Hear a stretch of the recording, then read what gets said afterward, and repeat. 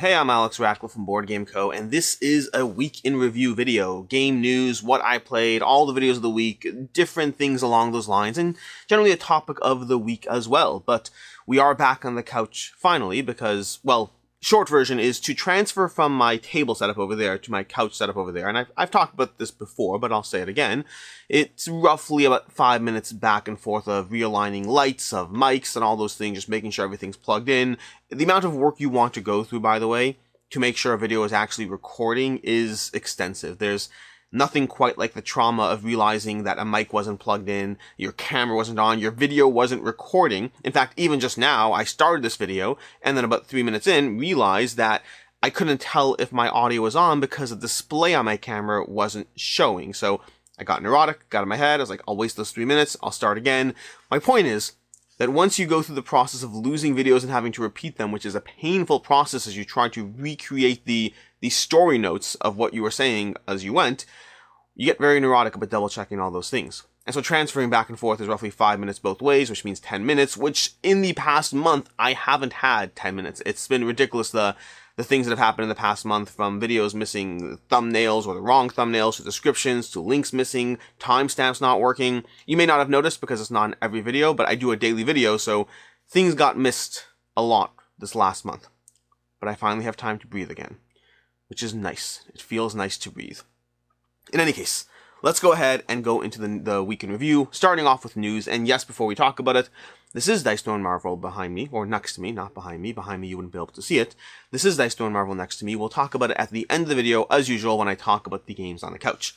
And to begin off with, we have the general news. And first of all, is more of an apology for last week, which is completely my fault. I made an assumption, and I do this sometimes, by the way, in other things too, and I often look for details that I know are missing, but if I sometimes make assumptions, that can be huge mistakes. I've done this occasionally accidentally with Kickstarters, making an assumption about some other price level. So for instance, I did this once with Fall of the Mountain King, where I was covering Fall of the Mountain King, and I made an assumption about the prior Kickstarter in the Hall of the Mountain King's price point. I made that assumption because of information that was in front of me, and I think it was a reasonable assumption to make.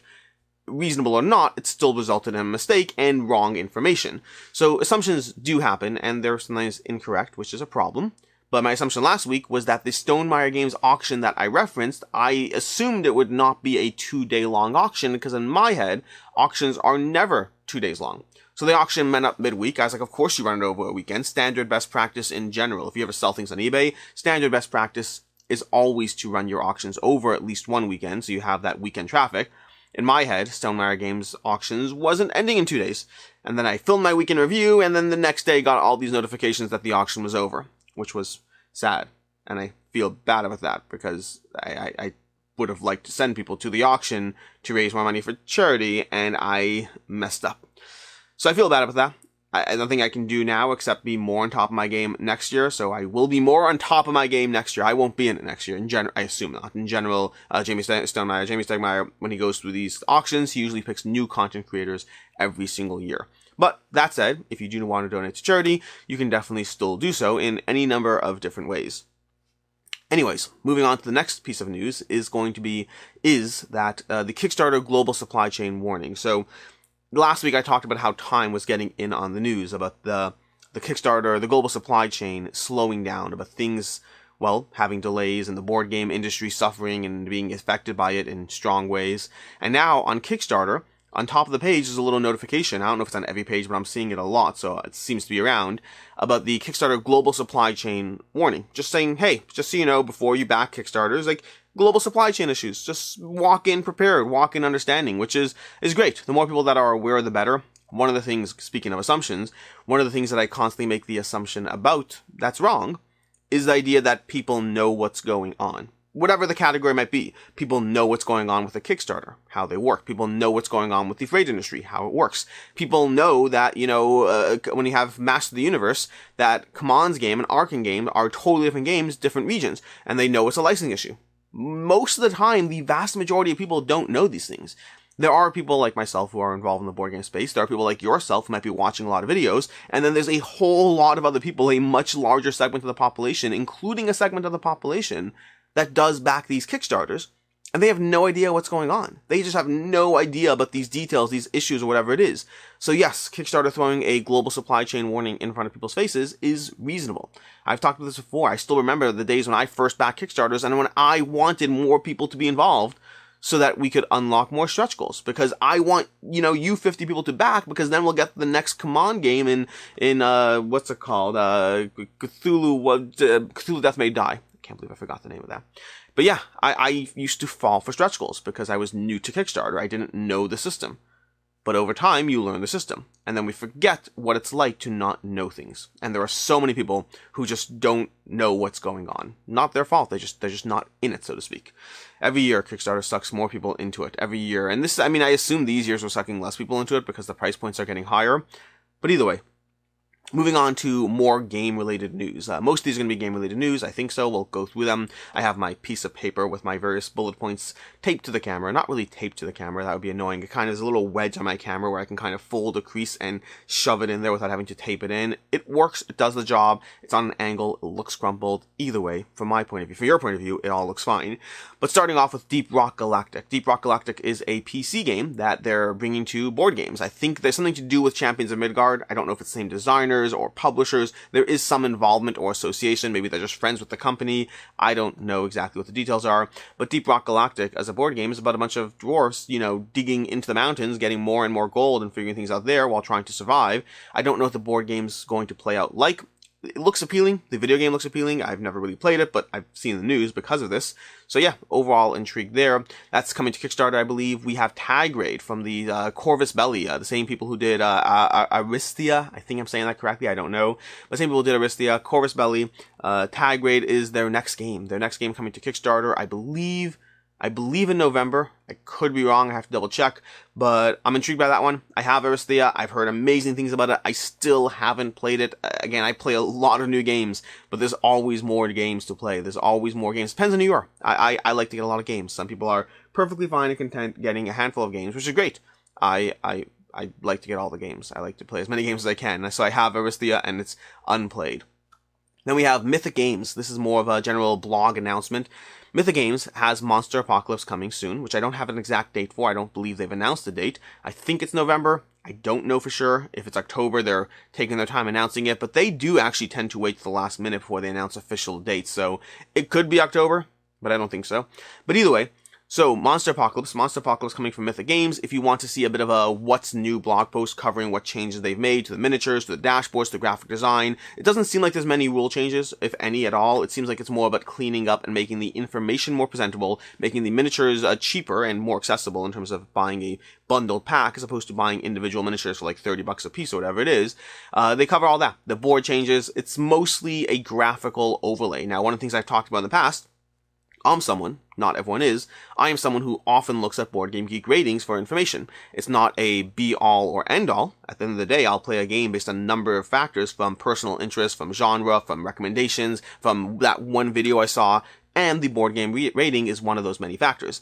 And I often am fascinated by when Kickstarters come to Kickstarter with a relaunch of a game that's lower rated. Like, why would you relaunch a Kickstarter that has a game with a 6.8 rating on Board Game Geek? Or in the case of Monsterapocalypse, I think it's like a 7.1. Why don't just make a new game or try to find a license to relaunch something that's a 7.7 on Board Game Geek? Find the things that seem to be more highly rated. And the answers there are complicated, but this is a conversation we're going to have again shortly because I can't remember the name of the game, but Elf Creek Games is doing the same thing with their next Kickstarter. That name is escaping me. But they have a new Kickstarter they're relaunching. It's a relaunching of an older game. And again, same question. It's like a 6.8. Why are you doing that? But then you look at something like, let's say, again, Elf Creek Games has Atlantis Rising, which was a 6.8, and then the new one's like a 7.7, or something like that. It might even be higher. It might even be an 8. I don't know. But between what they did, between the accessibility, between the slight rules changes, between the graphical design, and possibly just the hype and buzz about the Kickstarter games, people seem to like the new one more. And that happens occasionally. And we see this all over the time. Again, I'll still always have the skepticism. The reason I'm talking about Monsterapocalypse is because I've talked about this once before, but when I saw Monsterapocalypse was being launched, I actually dove into the ratings. And a decent chunk of those negative ratings are because of the collective model of it. The nature of the fact that it's a collectible game. If you take that out of the equation, well then that disappears a lot of the negative ratings. So overall, I don't think Monsterapocalypse is a 7.1 on BoardGameGeek. Geek. I think if you remove the collector's model of it, the current collectible model of it, I think it probably jumps closer to like a 7.6, 7.7, which is a big jump. There's a lot of negative ratings about that.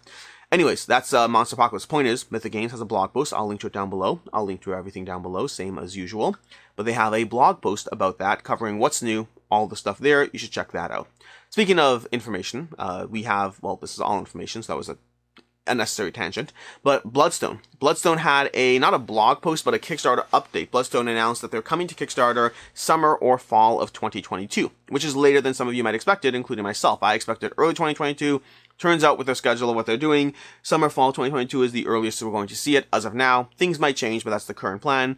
Additionally, in that video, I recommend watching the video James Hudson put out, talking about the changes, the things that they're taking into account. There will be a retail model, there will be more heroes, they're likely trying to split up the PvP and PvE content so people can get either one that appeals to them and or both if they want both. I want both. Although the PvP is what I'll likely play more, but I do want the PvE content. But either way, you can check that out. That is a Bloodstone Kickstarter update about, well, Bloodstone from James Hudson. But again, watch the video. The actual update itself has some information. The video has more information. Then we have Kickstarter cancellations. Thunder Road. Thunder Road canceled. And I'll talk about this again on our to back or not to back this Monday. But basically, Thunder Road canceled. They had $200,000 plus raised day one. It was actually like $220,000, something like that. They had a lot of money raised day one. But they canceled because they clearly expected more. Now, I don't plan on, at least as of now, I don't plan on doing any videos around canceled Kickstarters. Speaking of Bloodstone, I did a video about why Bloodstone canceled. Speaking of Into Deep from Burnt Island Games, who I talked about earlier this video, I one time did a video about canceled Kickstarters with them.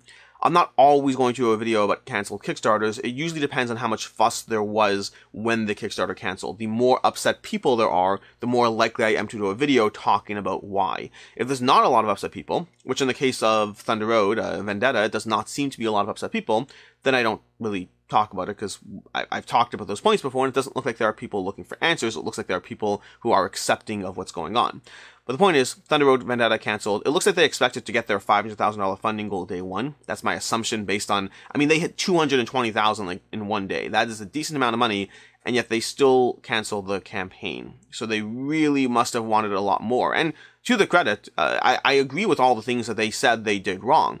I agree they needed more graphical things, done in time for the campaign. If you looked at any conventions recently, they still had something that looked horrific, looked like a prototype that was nowhere near completion. The Kickstarter, the actual game has not really been sent out to any content creators to cover. You have a few testimonials from people who played it, but no actual video coverage because I'm assuming they don't have anything that looks halfway decent and or they didn't really send it out so much as try it at conventions.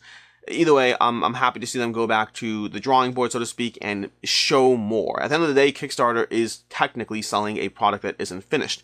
More often than not, we like to see the finished product before we buy it, which is one of the reasons Kickstarter as a model has transitioned more and more. And if you want to raise $500,000, people often want to see what it is that they're buying. Anyways, that is that.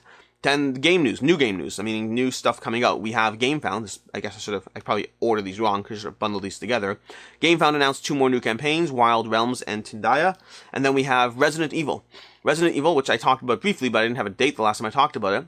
They are coming to Kickstarter October 26th. And, well, I like Resident Evil, so we'll talk about that more. We'll talk about it more maybe later this video. In fact, let's talk about it.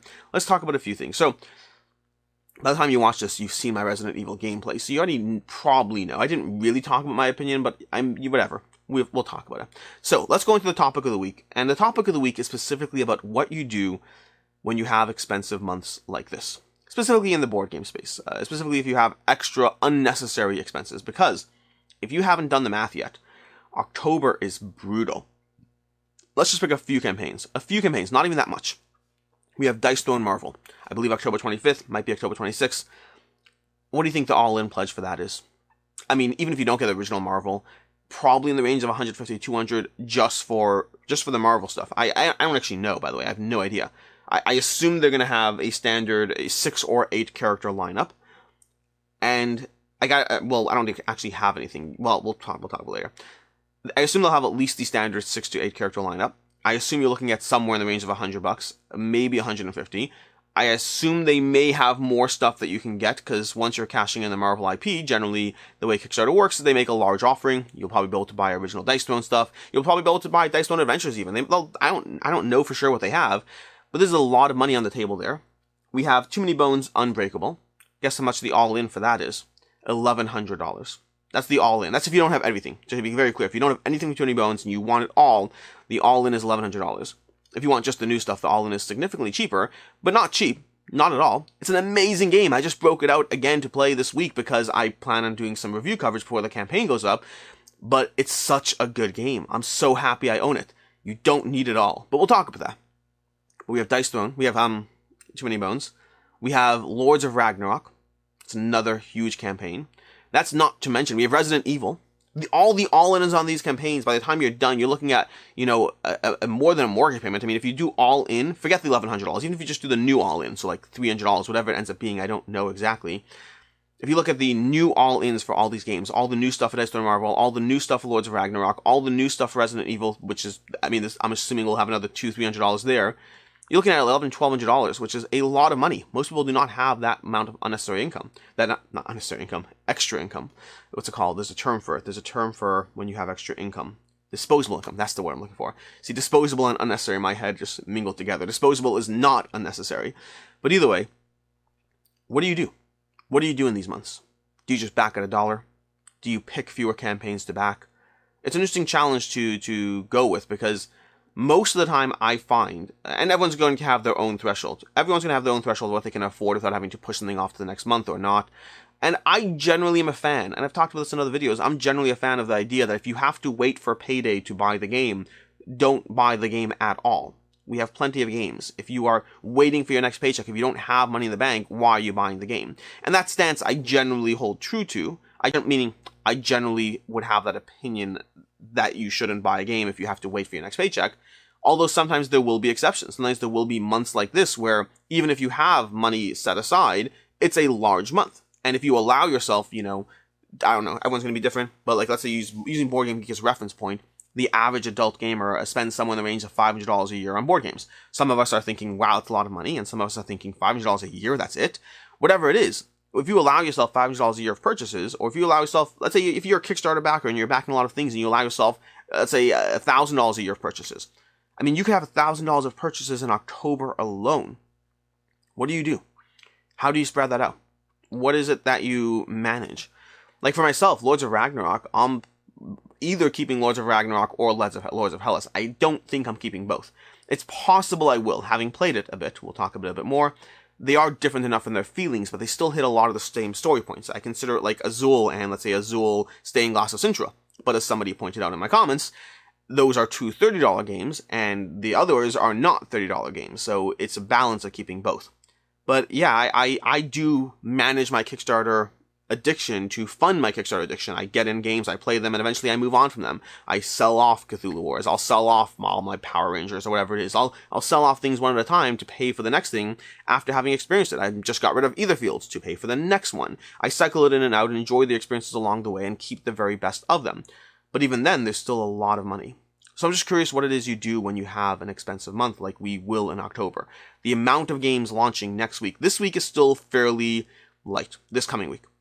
The week after is where things are just messing up my dates in my head. What date is it? It is the 14th.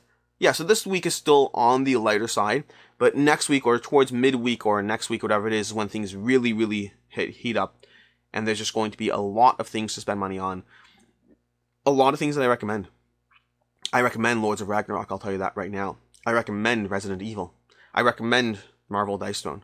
All these, and I definitely recommend Too Many Bones. More so than any of those three games. Nothing personal against the rest, although situational. Everyone's going to have that. Every person will have a different aspect of who they are as a gamer that I would recommend one over the other. In fact, all of those are different enough that to different people, I'd ask you a few questions and recommend different ones. But all four of them are games that I absolutely recommend picking up.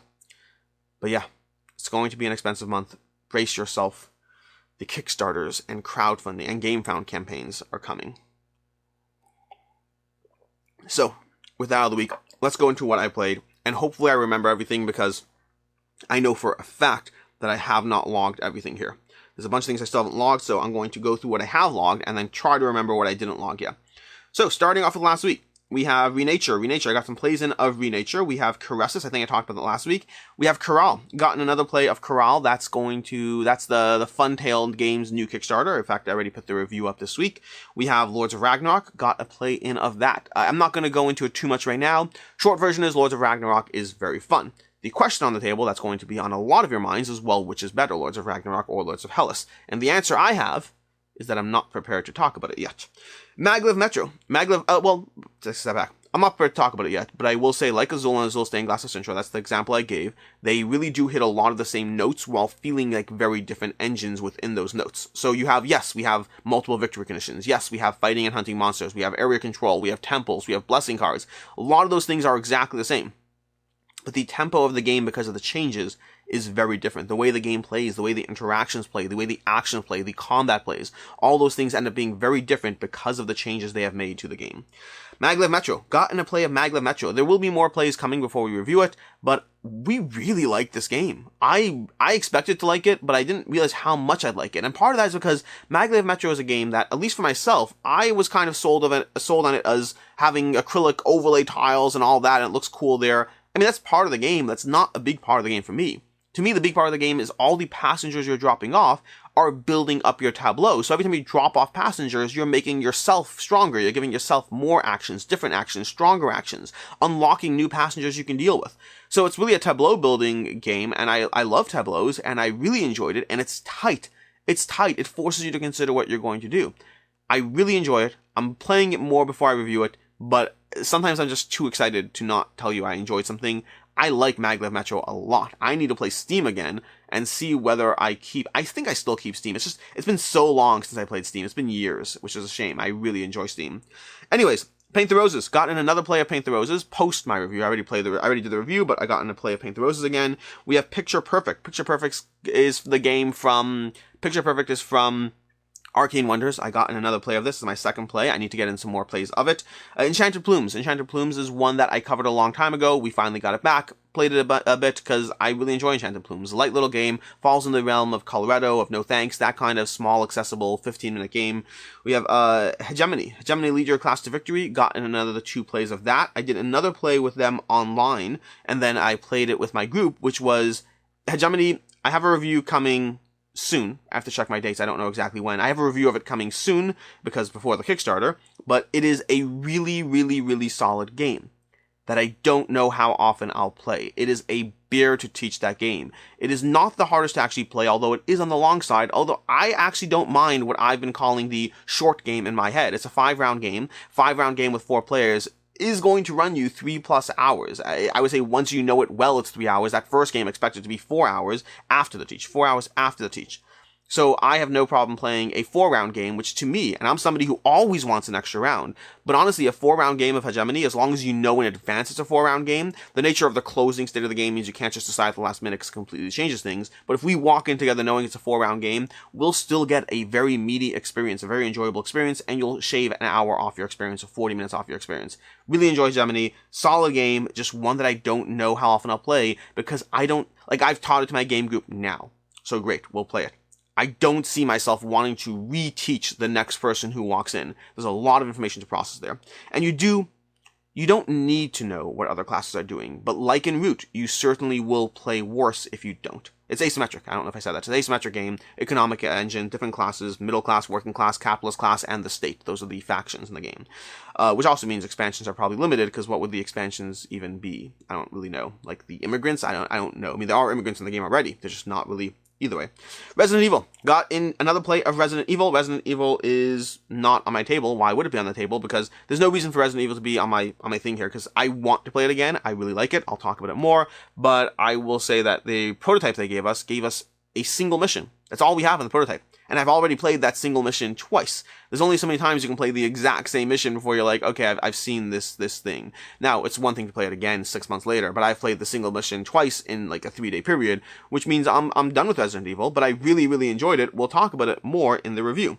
I have Too Many Bones, Undertow, gotten 2 plays of that, and I plan on continuing. In fact, it should probably be on this couch over here. I plan on playing it over the weekend again before diving into a review of it. I'll probably be filming the review Saturday night, The review might go up on Sunday. I don't yet know. I want the review up before the Kickstarter campaign.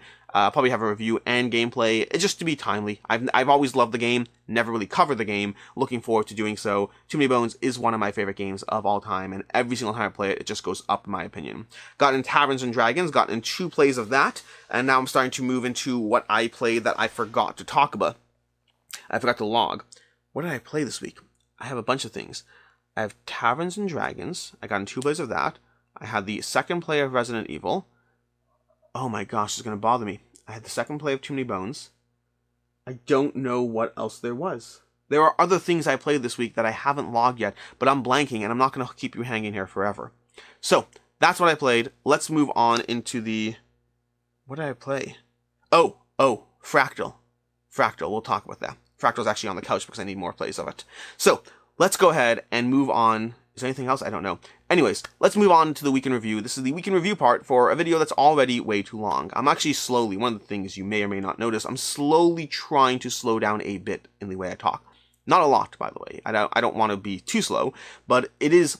I find that sometimes I do get into a bit of a hyper mode, and then I just launch into a review, and I'm talking about this game, and Resident Evil is such a delightful experience. I was expecting to walk into Zombicide a little bit, and I was expecting that kind of experience, and then in my head, I'm inherently going to compare the 2 games. The problem with that is that if I'm comparing the 2 games, then Zombicide is going to win, so I didn't expect to love Resident Evil quite as much as I did. At the end of the day, though, Resident Evil is a very, very different beast than Zombicide. Resident Evil is much more about the pacing, it's much more about the conservation of your ammo, it's a totally different experience than Zombicide. In no way are the 2 similar. In Zombicide, you can take out hordes of zombies in one shot. In Resident Evil, every single zombie presents a threat, and you see what I'm doing here. It's normal for me to do that, by the way. I get excited about something, and then I start talking faster, so I'm trying to slowly pace myself.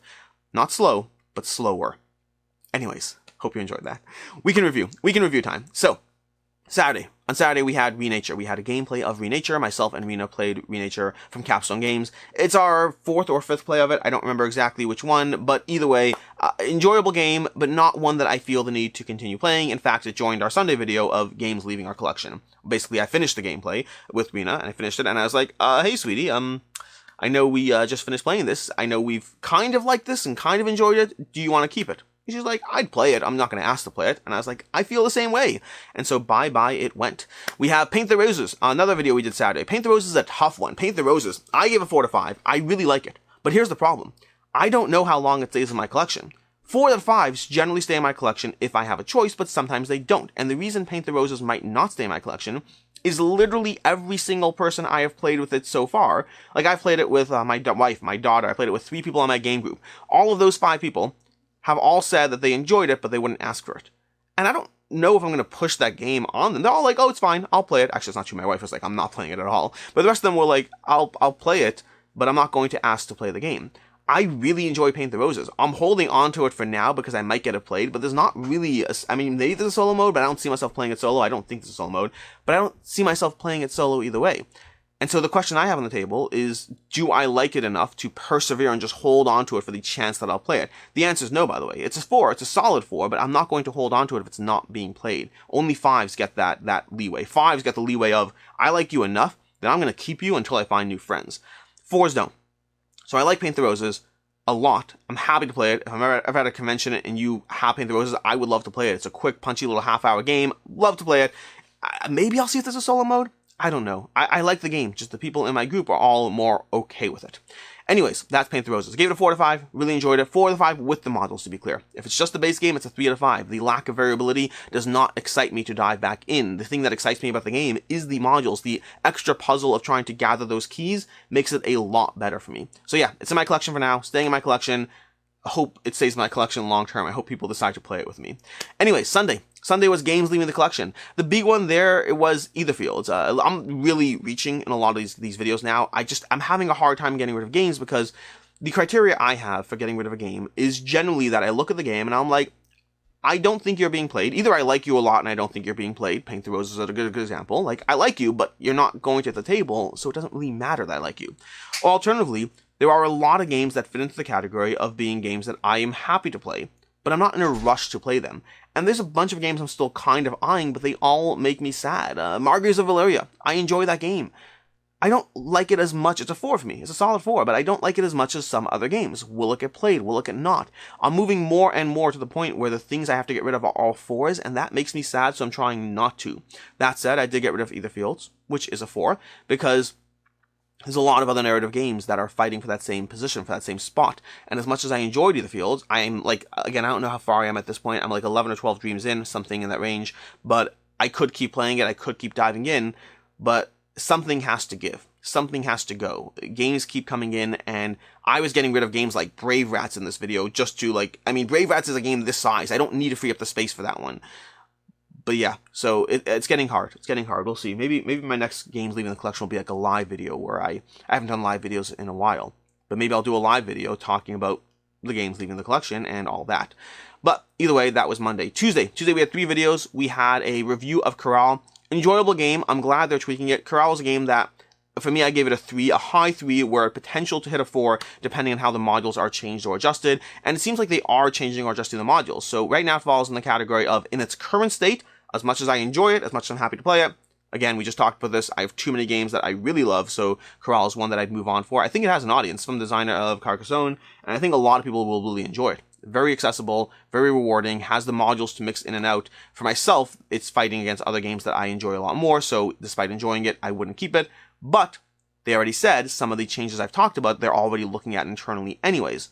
So it might be a 4, which puts it into a fighting territory. So for right now, it falls in the prototype stage. Wouldn't currently keep it in its current stage, but it's close. We'll see where the final game ends up. Then later on Tuesday, we had Space Race. Space Race is a game that's not for me. I've seen this pattern time and time again in a variety of games now, from Pipeline to Space Race to Imperium Classics to, I have other games. There are a bunch of games that I've given a 2 to that I think the puzzle is solid, but it's a lot of work for small movements. I don't appreciate games that have a lot of work for small movements. I want fun things to happen. I want powers and abilities. I want to take that action in Food Chain Magnate that gives me like 300 money. I don't love small movements in games. I don't find them rewarding. So Space Race falls in the category, along with Imperium Classics, along with Pipeline, of it's likely a good game for some people. I don't appreciate working that hard for such a little return. Even if the strategy's there, I just find it less fun. So for me, it's a 2 out of 5, and yes, obviously leaving my collection. Then we have Ragnarok. Lords of Ragnarok, we had an unboxing, one of my favorite unboxings in a while. See, for myself, in my personal enjoyment level, the more off-kilter, the more crazy I am and rambly and all over the place I am in an unboxing, the more I enjoy it. And in general, that seems to be the mindset of, well, you, the general audience. The flip side is I always do. The more rambling and crazy I get, I will always get comments from someone who's like, why aren't you even talking about the game? And I'm like, I'm sorry, that's just my genre. If you want to talk about the game, Board Game Coffee, Quackalope, King of Average, they all do delightful unboxings in their own different ways. Although Quackalope's a little crazy too, but he at least does talk about the game.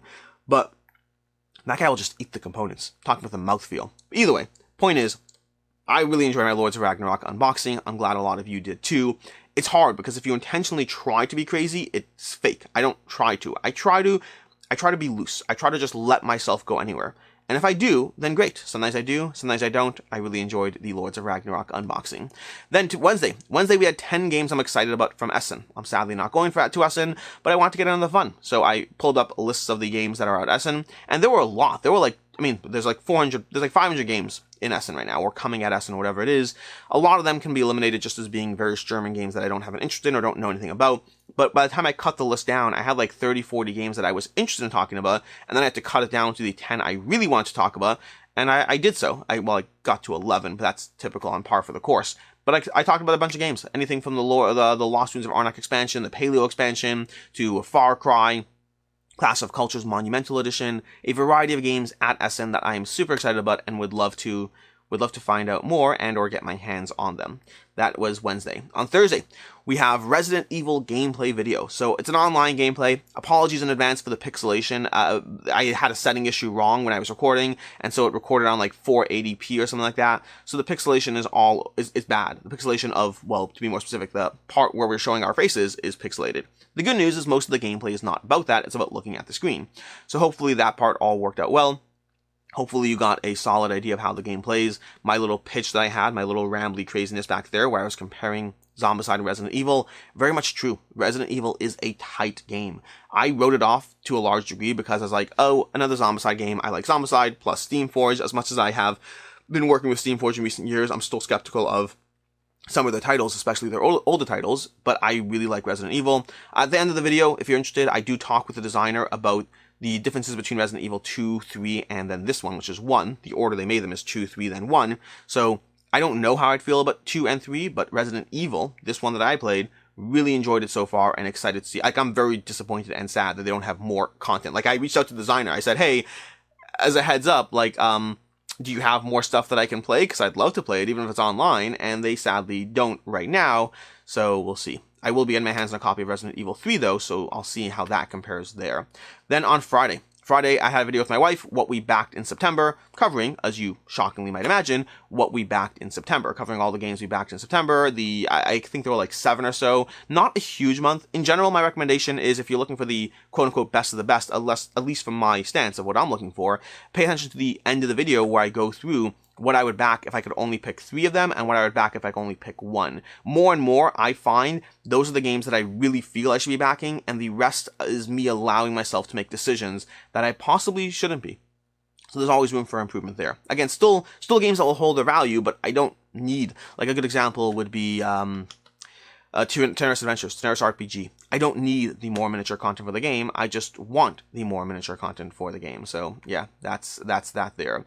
And that brings us to today. Today we have 2 videos going up. This is probably true, there's a chance that this will change, but we probably have 2 reviews, a review for Steam Up and a review for Taverns vs. Dragons. Those are likely the 2 videos you can expect to see today.